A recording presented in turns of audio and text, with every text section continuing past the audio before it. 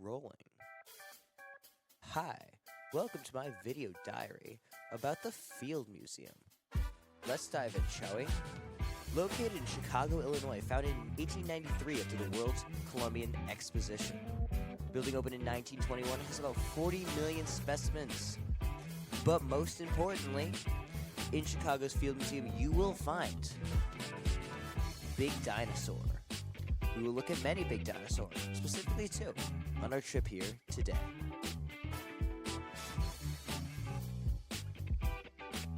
Let's jump in.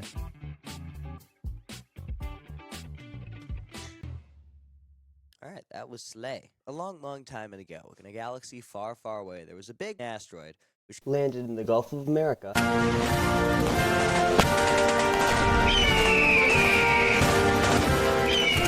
Life before the asteroid looked very different from life after the asteroid. The flora, the fauna were different, the mammals were different.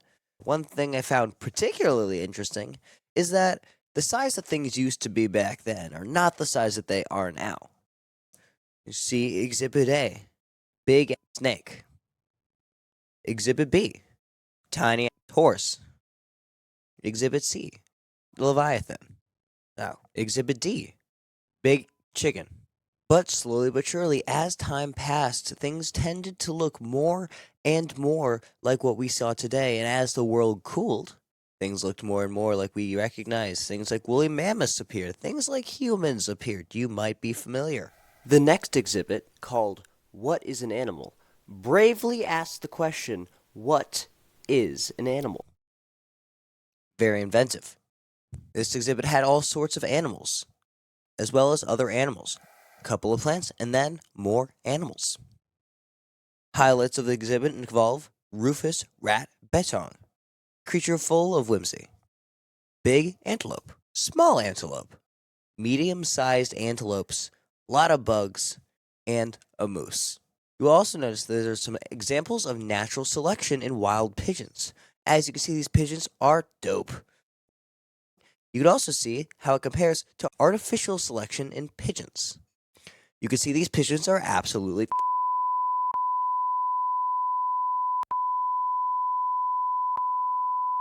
terrible. None of these things look like they should or can be alive. You also got to see some goofy-looking pigs, some short-looking giraffes, some fluffy-looking dogs. After passing by Dinosaur with a long neck and its cousin, Lady with a long neck, we arrived in the shiny section of the museum. Lots of gems taken from the World's Fair, which means they are rich and very fancy. All of them sparkle. I never really understood jewelry, but now I get it. After taking a brief hiatus to look at space rocks flying through people's houses, we got to go to the shrinking section, underground, microscopic life, and the one opportunity I will ever have to be taller than Bennett. This puts us at the size of all these tiny insects and critters and bugs, and honestly, it is so terrifying I don't really want to dwell on it. Leaving the Nightmare Fuel exhibit, we had to look at how animals inspired motion in machines. Very, very cool. I was very excited about this. Turns out walking, quite the feat. Who would have thunk it? Get it? It's because it's feet. Time to get into the meat of our trip, evolution over time. After making a pit stop by the Cactocoatlas, dopest dinosaur bird ever, we got to see the entire 4 billion years of Earth's life. Earth was born about 4 billion years ago when it was all hot and fiery and hot and stuff. This was known to be the hottest part of Earth's life, and it was all hot and fiery and very hot. We can gloss over a couple billion years as life and single-celled organisms start to evolve. About 543 million years ago, we got to a world of water. Sea land spanned from 541 to 444 million years ago when ruh-roh, massive extinction number 1, global cooling. Earth got really cold. After the first great extinction, life slowly but surely began to move onto land, which is a good thing too, because about 375 to 360 million years ago, everything in the water died. Everything being hyperbole, most everything in the water died. On the plus side, we get to live in warm, swampy forests. The carboniferous,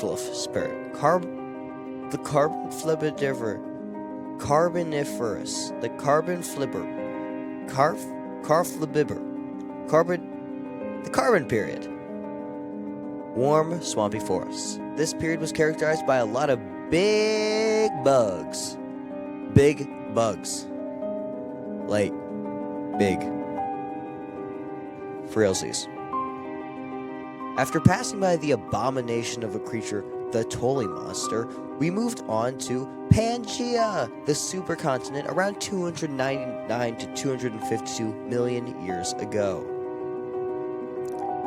There we got to see all sorts of dope-looking fossils like Periosaurs. What a cutie. Boomerang head, otherwise known as the Dippleclaws, cousin to Santa Claus. Science. Don't get comfortable because mass extinction number 3. 252 to 250 million years ago, they did global warming and almost everyone died. Maybe that's not a good omen. 248 million years ago, we get to start the dawn of a new era, the Mesozoic era, which involves Jurassic, as in Jurassic Park, Triassic, as in Jurassic Park, and Cretaceous, as in Cretaceous Park, which started from 252 to 66 million years ago. That previous extinction, which was the most severe in Earth's history, according to the museum, changed life forever. And this is when you first get to see dinos. Welcome to Jurassic Park.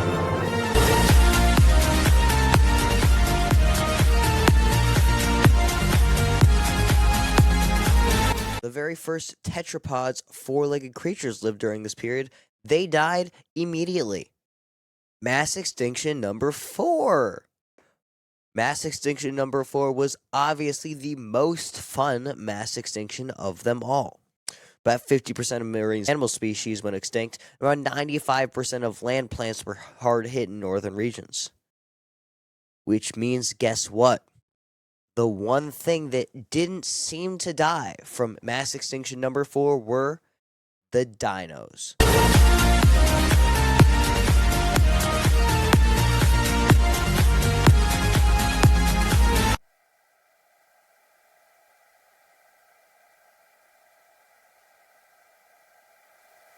Welcome to the Jurassic and Cretaceous periods, 206 to 65 million years ago, where we get to check out the most dope dinos. The sauropod, which is Greek for big-ass dino, is one of the largest creatures to ever walk the earth. They are about 100 feet and weighed as much as 70 tons, and they ate plants, which sucks. I hate vegans. Their neck had 12 or more vertebrae, and they lived from around 200 million years ago to 65 million years ago. A Apatosaurus was a middleweight dinosaur, and they had a skeleton of him, and it was a big dinosaur. Big.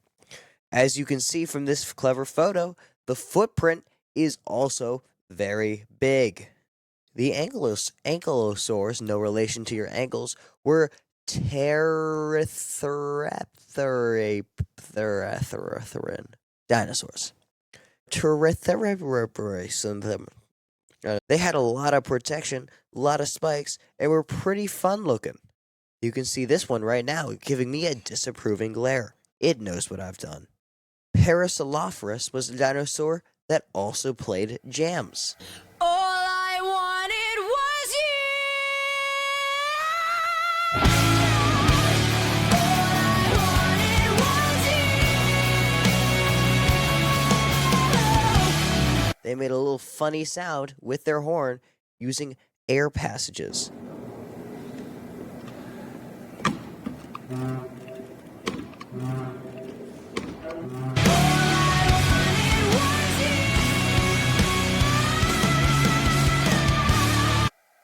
The marginoceliac dinosaurs had bony frills, most notably the Triceratops, which was way bigger than I thought.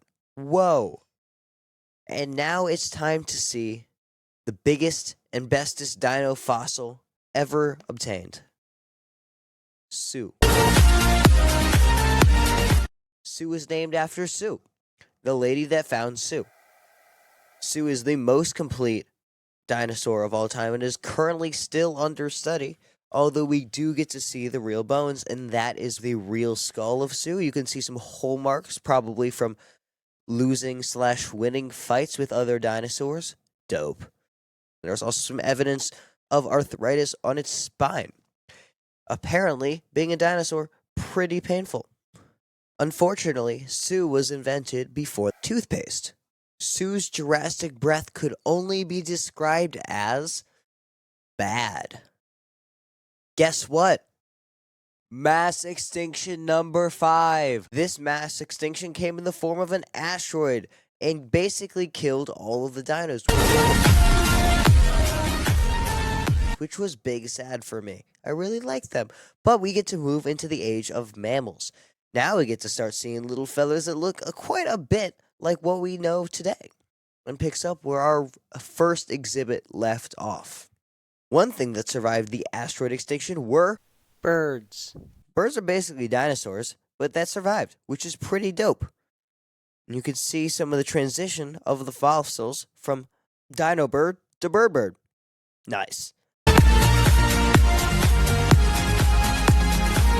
You start to see some things that look familiar, you start to see some things that look even more familiar, and you start to see some things that don't look familiar at all.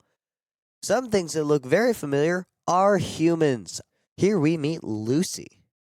Lucy is very hairy, one of the earliest humanoids. You also get a look at a Neanderthal skull, how that is totally and radically different to a human being's skull. About 1.8 million years ago, we get to experience the Ice Age. You know, like that one movie with the squirrel. Ice Age had all sorts of fun things like woolly mammoths, non-woolly mammoths, big bears, small bears, glaciers, big moose, big deer, big horse, and big bison. Finishing out our journey as we reach today, mass extinction number 6. This extinction was caused by us, humans. Bummer. 28 species had gone extinct since 8 a.m. this morning, which honestly is a pretty good haul if you consider that the photo was taken at 1:57 p.m. We made our way back past the Crocodile, back the big jaws, past the elephant butts, back past Bennett passing the elephant butts, and finally out of the museum and into the school bus. All for a very, very successful day.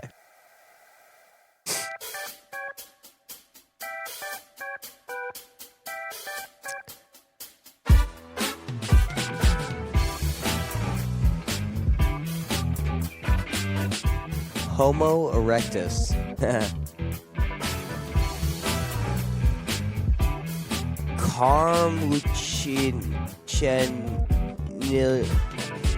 Carmichinilla insinata. Jeez.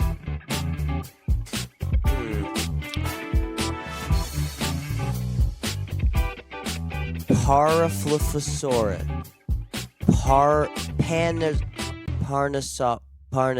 Paranasophilus.